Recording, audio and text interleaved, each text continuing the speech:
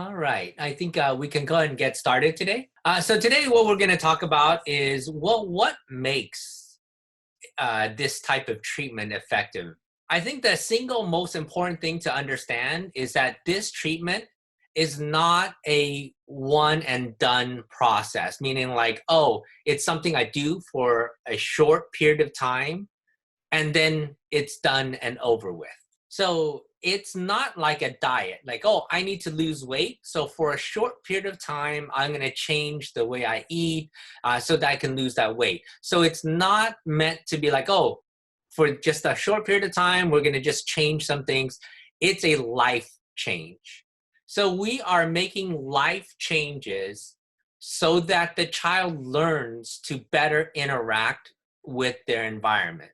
So in the original Lovaas study, the goal of providing the 40 hours a week was that the 40 hours would encompass most of the awake moments of the child's day. And the goal is that, oh, from the moment that the child wakes up to the moment that they go to sleep, the child is receiving treatment, that there is no break from treatment. And so the whole idea is that, oh, once ABA treatment starts, everything fundamentally changes for the child, okay? So that, oh, throughout their waking day, they're learning something new and something different. So that every moment that the child is awake is a learning moment for them. They're either learning to do the right things or they're learning to do the wrong things. There is no learning that's going on. Every time that the child's awake, they're learning something. Regardless of whether you intend to teach it to them or not intend to it, they're going to learn something from their interactions. So I think one of the most important things to understand is like, oh, treatment doesn't occur when the therapist comes in to do their session and treatment ends when the therapist leaves to go away. Treatment begins the moment that the child wakes up and ends when the child goes to sleep, and it starts over the next day. And in the original Lovaas study, they sought to include every significant person in that child's life, in every significant environment in that child's life, in the child's treatment. That means that anybody that has any important interactions with the child has to learn how to interact with that child and how to apply treatment to that child. So that includes parents, so mom and dad, that includes grandparents, that includes whoever's in that child's environment that's going to interact with them. They have to learn how to apply the treatment. So this intensive level services, the 40 hours a week, is meant to be this overall reaching thing, which is that, oh, treatment is ongoing once you start. There is no break from treatment. Treatment is always occurring, and it doesn't matter where you are, who you're interacting with, the treatment is continuous. So when you're taking a look at this part of treatment, why it's a necessary ingredient is that kids with autism have a very, very particular deficit. And that is a deficit in generalization, right? So generalization is the ability to take something that we've learned under one learning or teaching condition, and that when you change the conditions, can you still demonstrate the learning? So how does this materialize in some of the kids that we work with? Okay, like, so how does this lack of generalization affect the child? So if one person was working with the child, that child might learn to listen really well to that one person. But somebody else that has never interacted with the child, and they seek to get the same performance on the child will behave as if they don't understand any of the skills that they would demonstrate with this one person. In the US, it's, with different treatment providers, it's actually easier for treatment providers to like, oh, here's a child that has 20 hours and here's a staff member that needs 20 hours. So let me put those two together. So this child gets all the hours that they're looking for and this staff member gets all the hours that they're looking for. Okay? So it's very easy on a logistic side to put those together, but it's actually very detrimental to the child because the child does not learn to generalize their responding across different people.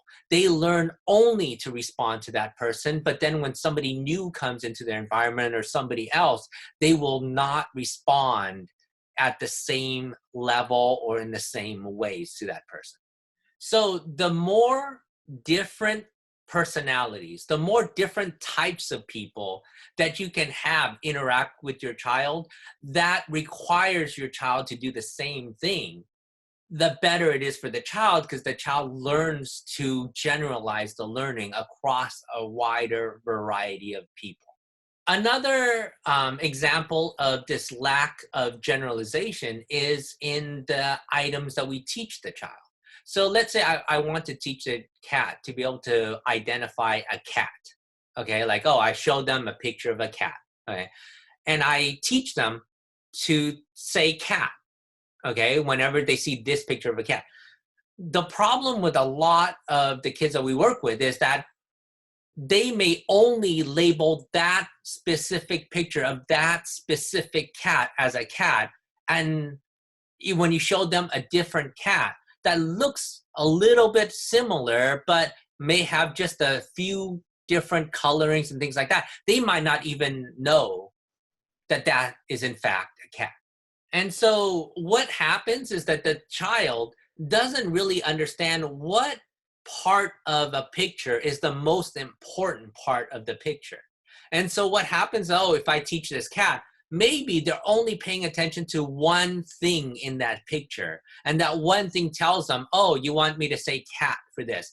And it might be a hair on the cat. It might be the color of the tail. It might be one that we are not aware of, but they're over paying attention to one detail rather than understanding like, oh, a cat shares all of these features, and it's all of these features that make up what we call a cat.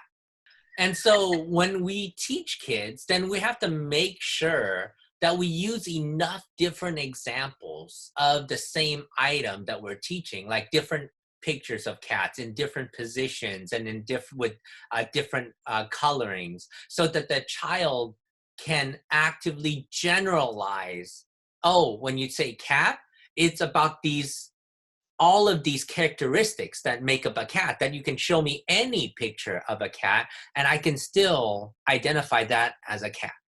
Kids also demonstrate a difficulty in terms of generalizing across different environments. So if I learn something in this particular room here, then you take me out of this room and just go into the hallway or go into a different room of the house.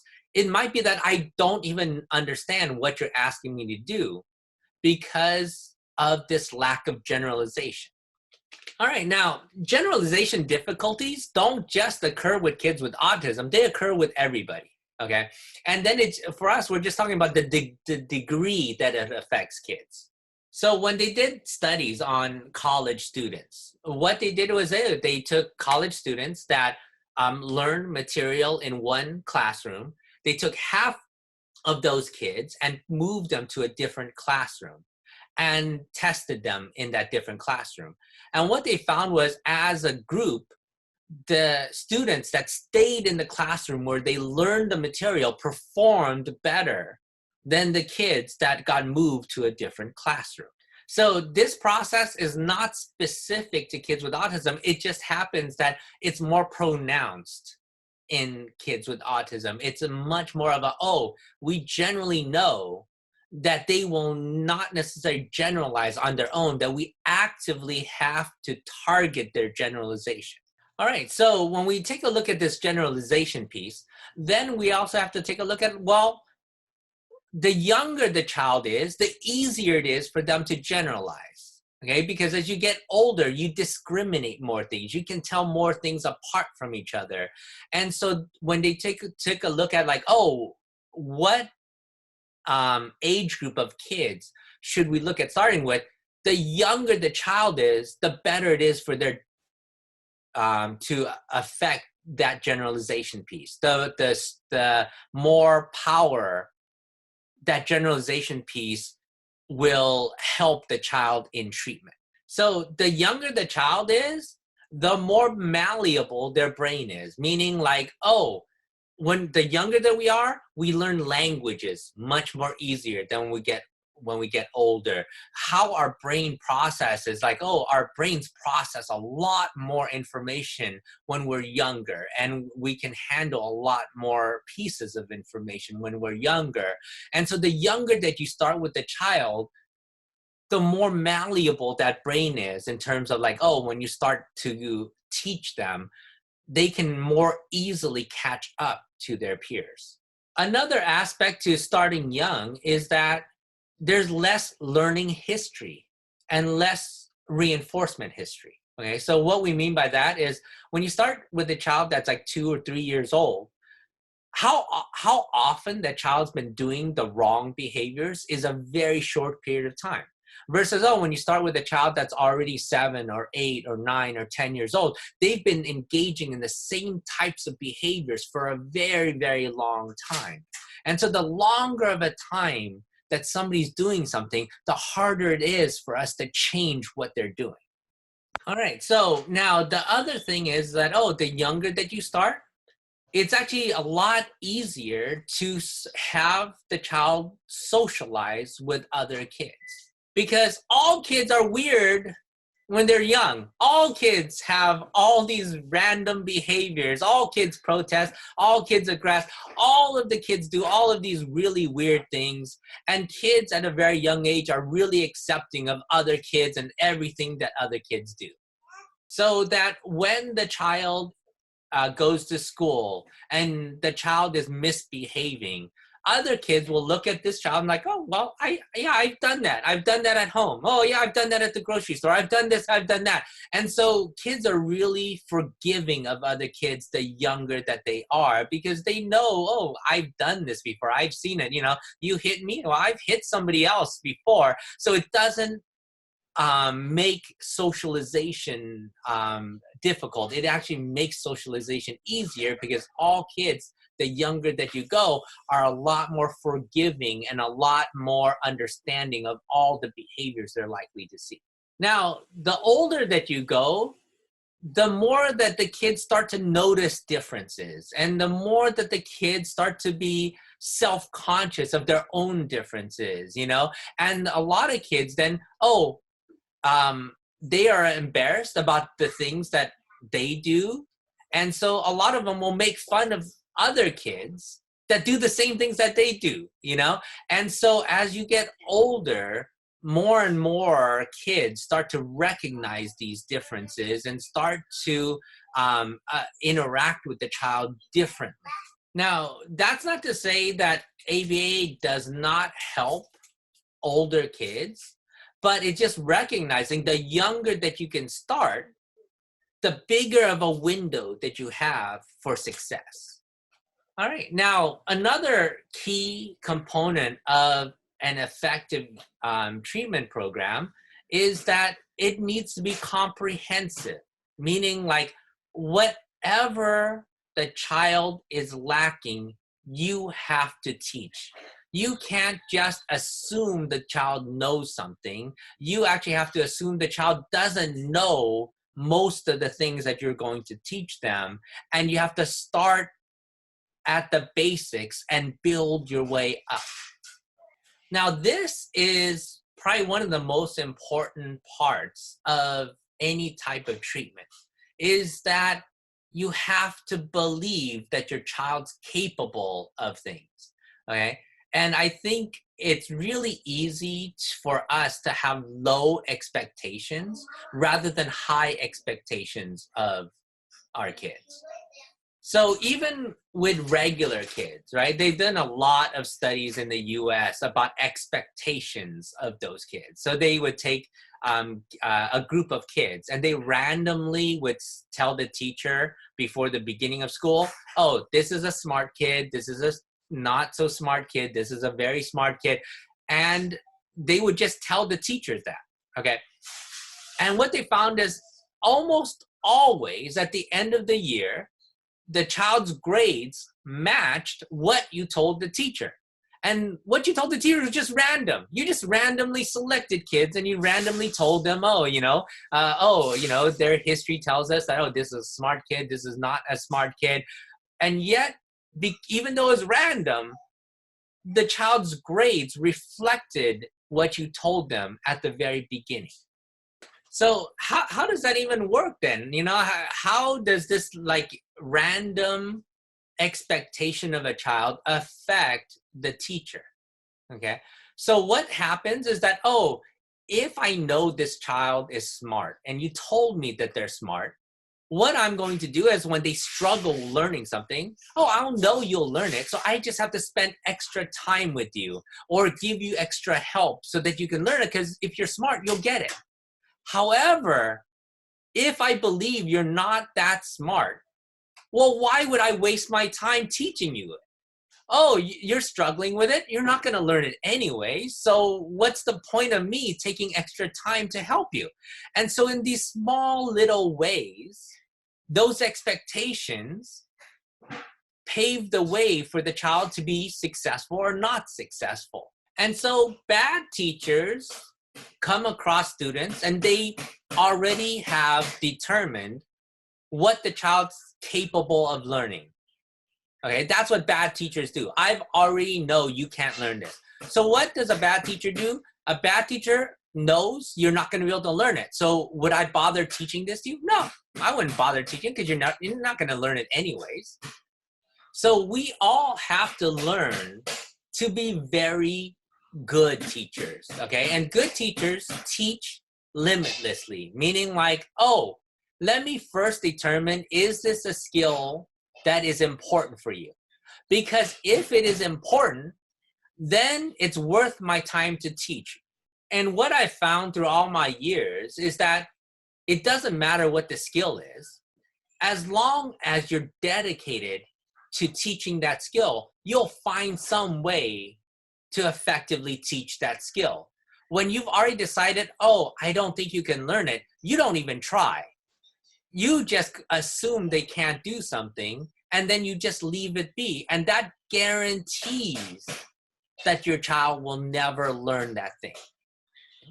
So when we take a look at, the treatment and what are the things that we're teaching, then we have to be very good about, hey, we got to teach everything. There's nothing that the child is just going to know by themselves. So we just assume that they don't know something and that we'll teach it to them. And if we find that they learn it, oh, good. Then we move on to the next skill set to teach. And we apply ourselves to that skill set until they've learned that skill set. Now, when you're talking about comprehensive, though, you always have to think about how individual every child is, okay? Every child has a different set of strengths and weaknesses, just like every individual has a different set of strengths and weaknesses. So another key aspect to good treatment, and one of the most important ingredients to key treatment, is the treatment has to be individualized to that child, to their strengths and their weaknesses, to their own excesses and deficits in terms of their behavior. Things should be tailored specifically for that child. So the things that you're working on with one child might be very different than what you're working with on another child, and very different from another child. And so the treatment goals themselves, what you're actually working on in treatment, might span a whole range of different skill sets depending on the child that you're teaching. And so when you're taking a look at, this child, has a sensitivity to sounds, you focus and you work on getting them to overcome that. Oh, this child doesn't like to wear particular articles of clothing. You work with that child on that. But for some kids that have no problems working with it, there's other areas to address. Now, one of the core features of autism is this wanting to be alone, not enjoying social interactions, not enjoying physical touch. That is a key symptom of someone with autism.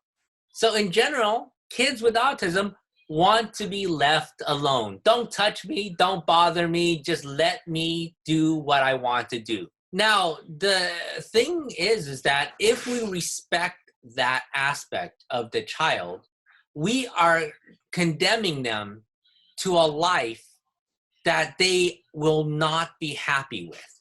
And so the thing is like, oh, how happy of a life can you lead when so many things bother you?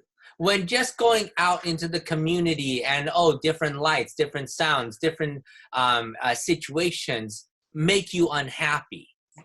So at the individual level, we talked about it in a previous lecture, we're all human beings and all human beings benefit from human contact and human touch. So when you have an illness and a very serious illness, the studies are very, very clear. The better your social support network is, the more likely you're going to survive that illness. Okay? So at the core of it, to be actually a happy, healthy human being, you actually have to find pleasure in human interactions and human touch.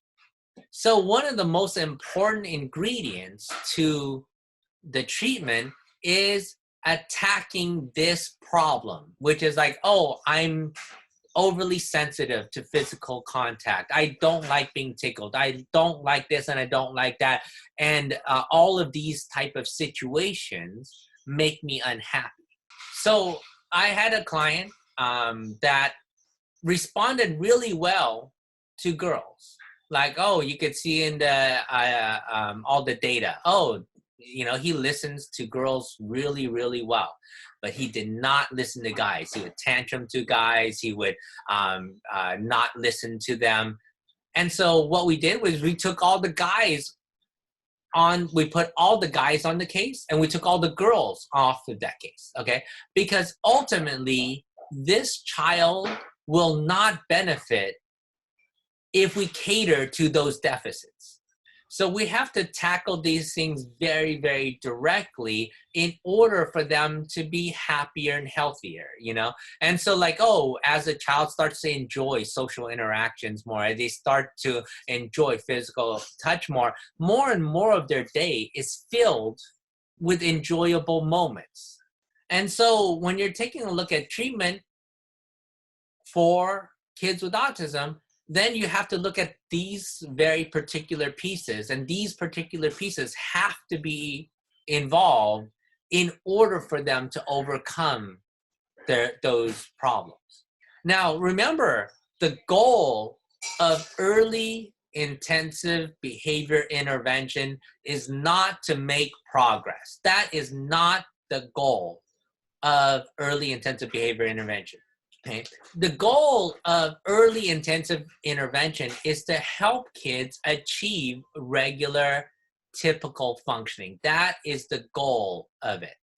So to a large extent, we are not settling for making progress because honestly, if progress is our measure, we can make progress with all the kids as long as you just care about some progress. The goal here is not just, oh, can we teach you one thing or we can teach you this other thing?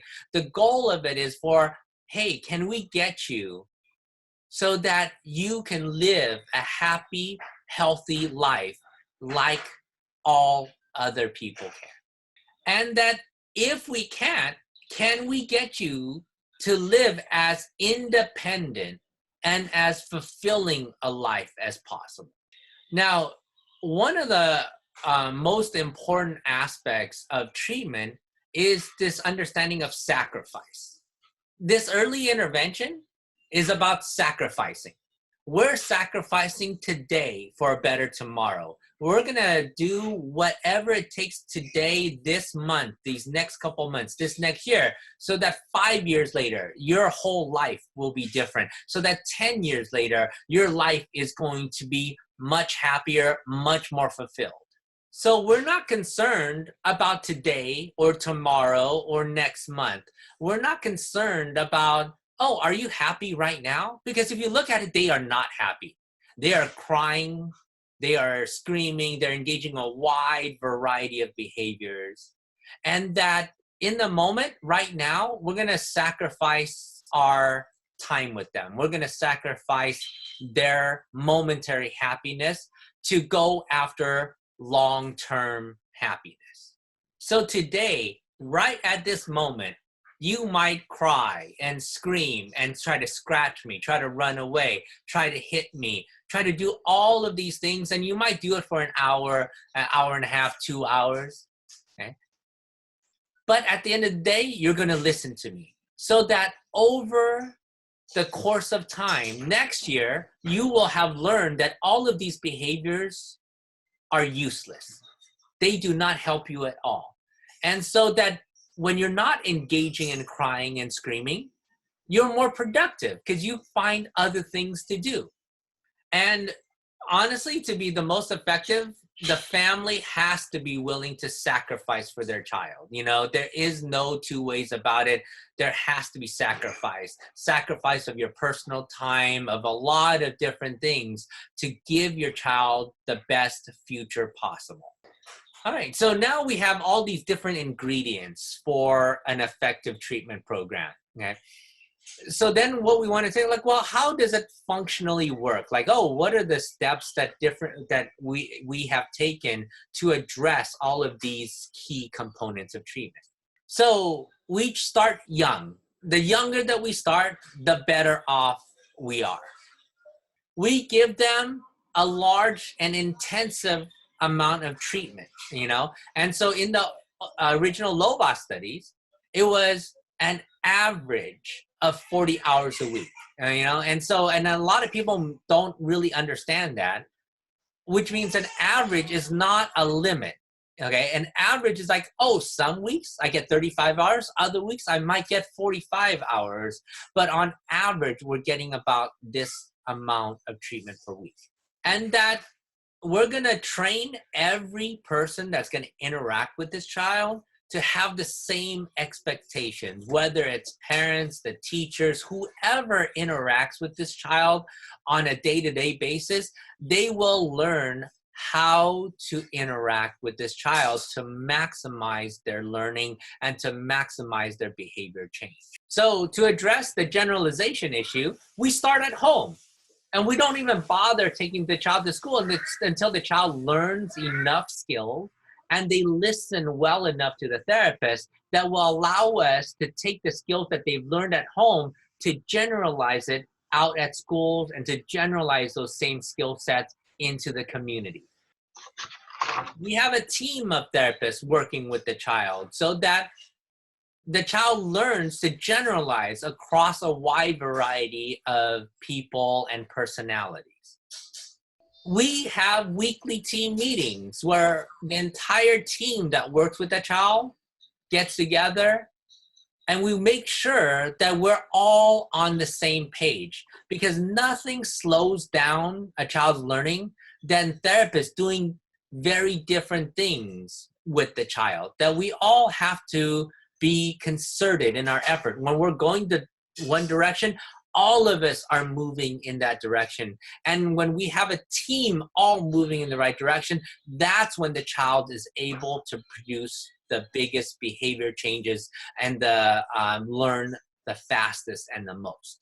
And one of the most important aspects to the treatment program is good supervision, okay? The supervision is actually one of the most vital pieces because the supervisor is the leader of that team. And if you have a leader that doesn't know what they're doing or doesn't fully understand the things that they're teaching, the team will not. So a good supervisor needs to understand how behaviors change.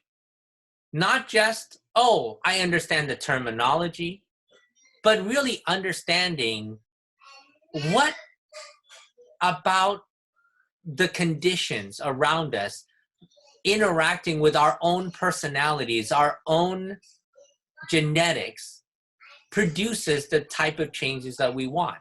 And it's about making sure that, oh, the supervisor is crafting an intervention that is uniquely tailored for that particular child. And bad supervisors just copy. Oh, I saw this was effective with this kid, so I'm copying the form. Oh, what it looks like, what they did with that particular child, and it seemed to work. Bad supervisors copy the form of it, but lose the function of the intervention. And so it's really important for somebody to really understand, well, with this child, the reason why it worked is because of this, this, and this. So that, oh, if I want to make the same changes for this child, I can change all the superficial stuff to better work and enhance the behavior change with this particular child. A good supervisor needs to understand the flow of behaviors, okay? And what I mean by that is that behaviors follow a course that is very, very regular, okay? Almost all the time when we start treatment, a child will cry and they'll scream and they'll do those kind of things, okay? When they still don't get what they want, then they'll start to drop to the floor. They might try to hit. They might try to run away. That still doesn't work. Then they'll continue to escalate. Oh, I'll cry longer. I'll scream harder. I'll do this and I'll do that. And it's expected because as you're working through those behaviors, they're like, hey, crying used to work for me. Why isn't it working anymore? Okay, I have to get that thing. So I'm going to escalate my behaviors. I'm going to make things worse. So if you don't understand the course of that behavior, what will happen is like, oh no, things are going worse. I need to stop what I'm doing, when in fact, what you're doing is working. When you understand behaviors, you understand when those behaviors will get worse before they'll get better. And so when you're working and programming for a child, you should expect that this behavior will get worse before it gets better. And then they'll start to engage in all of these types of behaviors, the aggression, the running away, the dropping to the floor, and it'll progressively get worse. And then they'll learn, oh, these things don't work. And then they'll learn to do other things. But some of those other things will be like, oh, fine. Those don't work? Fine. I'm not going to do anything anymore. You tell me what to do, but I won't do anything. Just make me, They learn to do that. Then when they learn, oh, I can't get away with that, they'll try other things like, oh, you know what? I'll answer you, but I'll answer you incorrectly. I'll look as if I'm doing something when in fact, I'm not actually listening to your instructions. Now, the other thing to understand about behaviors is that it's like the stock market, which is like, oh, if you pay attention too much to every day, your expectations are going to be all over the place. And the goal is to be able to see it from further back so that, oh, you're not looking on any given day, where is this child's behaviors? What you want to look at is, oh, when I take a step back, oh, 3 months ago, what was the child doing versus now? Oh, 6 months later, a year later, you're looking at overall progress and where the child is going overall, and you're not overly paying attention to the day-to-day, week-to-week things, because those are the least important markers. And one last aspect of good supervision is the ability to break a complex skill down so that it's easy for the child to learn.